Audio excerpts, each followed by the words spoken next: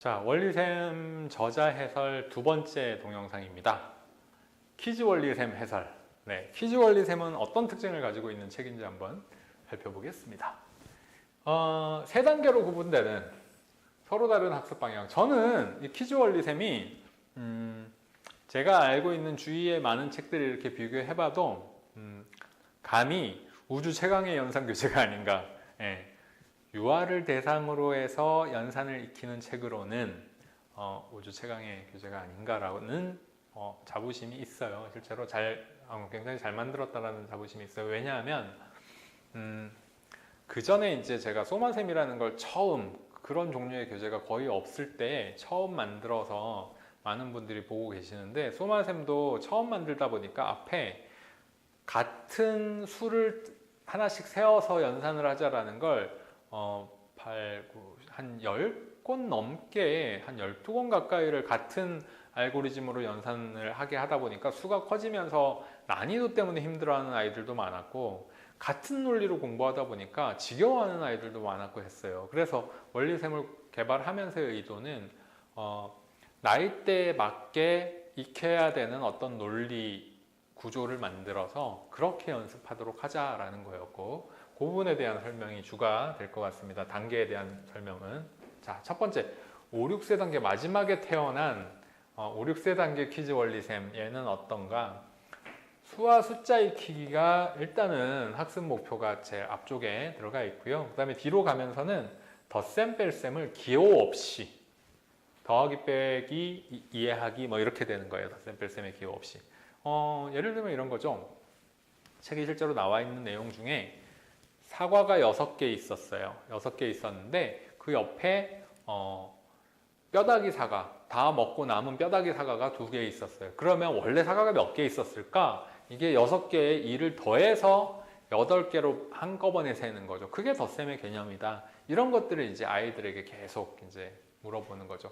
이렇게 숨겨놓고 덧셈을 하게 한다던가 뺄셈을 하게 한다던가 이런 상황들을 만들어주고, 덧셈의 상황과 뺄셈의 상황, 가르기의 상황과 모으기의 상황, 이런 것들을 이야기하고, 여기 두 번째의 주된 학습 목표인 수세기, 거꾸로 세기 이런 것도 사실은 여기에서 퀴즈에서도 해요. 예, 같은 방식으로 10가지만 해서 재미있게 하도록 하고, 그런 좀 다양하게 수를 바라볼 수 있게 하고, 수를 처음 배우는 아이들이니까 그 대신 기호가 들어가거나 추상적으로 어려운 내용이 들어가거나 하진 않고, 또 한 가지의 특징은 이 책이 아이들에게 첫 수학 교재라고 생각을 했어요. 연산책이지만. 그래서 1, 2, 3, 4, 5, 5일차 중에 마지막 5일차는 연산이 아니라 기초사고력 수학으로 좀 재미있게 한 주의 공부를 마무리할 수 있도록, 그렇게 어렵지 않고 재미있는 내용이 될 거라고 생각을 하고 있습니다. 그런 내용들로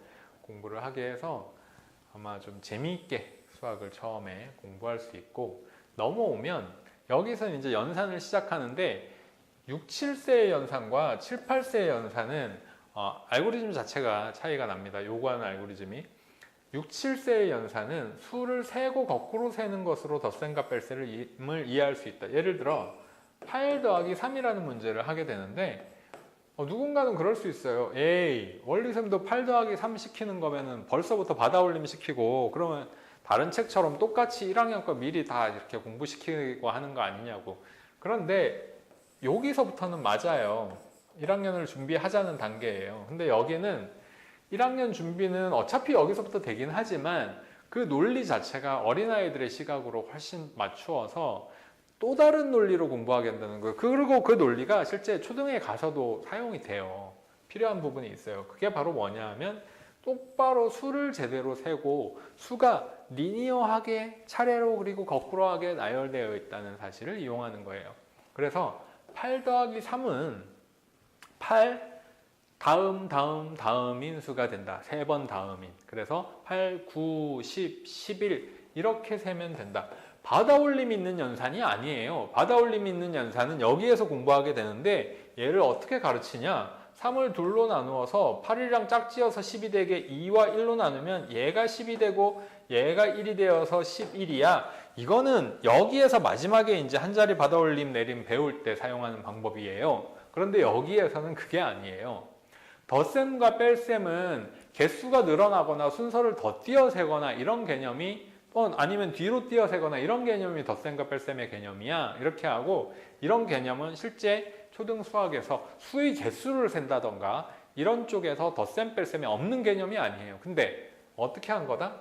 어린아이들에게 제일 중요한 건 수를 똑바로 세고 거꾸로 세는 거고 그걸 덧셈 뺄셈의 개념에 대입을 시켜서 덧셈 뺄셈을 연습하면서 수를 똑바로 거꾸로 세게 한 거다라는 그런 의도가 이제 있는 거죠. 그리고 나서 7, 8세 단계로 넘어오면 아까 말씀드렸던 것처럼 구체물, 여기서 구체물이라는 건 여기도 다 구체물이 있어요. 있긴 하지만 여기서 구체물이라는 것은 이걸 얘기해요. 양적인 덧셈 뺄셈, 가르기와 모으기. 가르기와 모으기라는 덧셈 뺄셈으로써 초등 대비를 하면서 시간도 빨라지고 정확도도 높아질 수 있는 훈련, 그런 연습이 본격적으로 시작되는 덧셈 뺄셈 단계라고 생각하시면 되겠습니다. 예를 한번 살펴볼게요. 퀴즈 원리셈 6, 7세 단계, 아까 그 수를 세는 단계 1권에서 덧셈을 어떻게 하냐, 더하기 1을 어떻게 공부하는지를 한번 살펴보면 첫 번째 1일차에서 다음 수라는 걸 이렇게 엘리베이트 버튼을 주고 공부를 하게 됩니다. 그래서 2, 3 다음이 4야, 5, 6 다음은 뭐니? 이거를 제일 처음에는 이 다음 수라는 개념을 여기에 나열된 걸 관찰하면서 답을 구하는 거죠. 사실은 옆에 다 나와 있어요. 제일 처음에 하는 거는. 그래서 엘리베이트 버튼의 수가 이렇게 지워져 있어요. 아래의 수를 보고 지워준 수를 써보세요 했는데 여기 엘리베이터 지금 여기 안 나와 있어서 그러는데 그림에 다 나와서 관찰하게 하는 거예요. 그리고 페이지가 넘어가면 물론 관찰이 안 되죠. 이제는 수를 세면서 하게 하는 거죠. 그죠?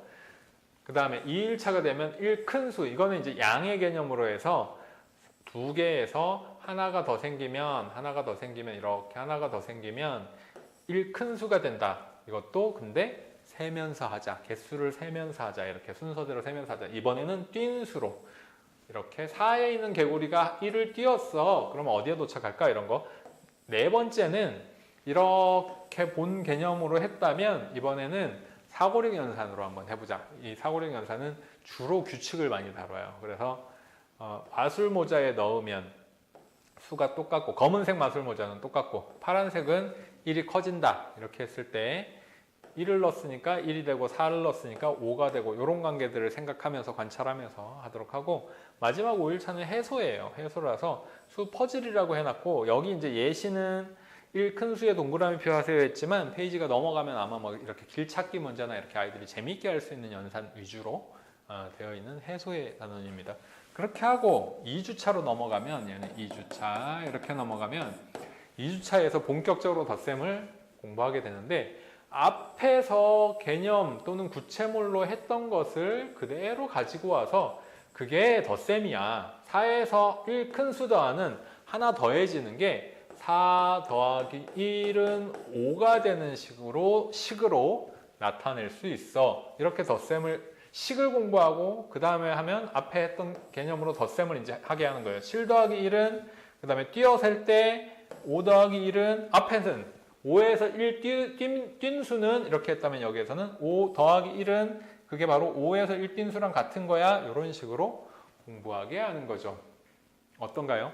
퀴즈 원리셈은 아까 말씀드렸다시피 학년 단계에 따라서도 그렇지만 제가 원리셈 전체에 어떤 학습 목표라는 게 들어있다고 앞에 이제 그 기획의도 보신 분들 아시겠지만 학습 목표라는 게 들어있어요. 아까 그 덧셈도 어떤가요? 그냥 처음부터 더하기 1을 막 하는 게 아니라 한 주차는 더하기 1이라는 상황을 5, 6세 단계에서 해소했지만 6, 7세 단계는 6, 7세 단계대로 또 다른 알고리즘이 있으니까 계속 세기를 시키는 거예요. 하나씩 세기. 그래서 이렇게 연습을 하고 그리고 이제 세기를 시키다 보면 신기한 게 처음에는 그냥 이렇게 세고 손가락도 사용하고 하는데 점점 빨라집니다. 아이들은 이 두뇌의 발달이 생각보다 빨라요. 그래서 이런 식으로 공부해놓고 7, 8세로 넘어가서 이제 보수학습을 하면 초등을 대위도 하면서 더 빨라지겠죠, 그죠? 이렇게 되어 있는 책입니다. 아까도 말씀드렸다시피 아마 유아들을 대상으로 한 연산책 중에는 정말 자신 있게 추천할 수 있는 어디다 추천하고 욕 안 먹을 수 있는 칭찬받을 수 있는 교재가 아닌가 그렇게 생각합니다. 감사합니다.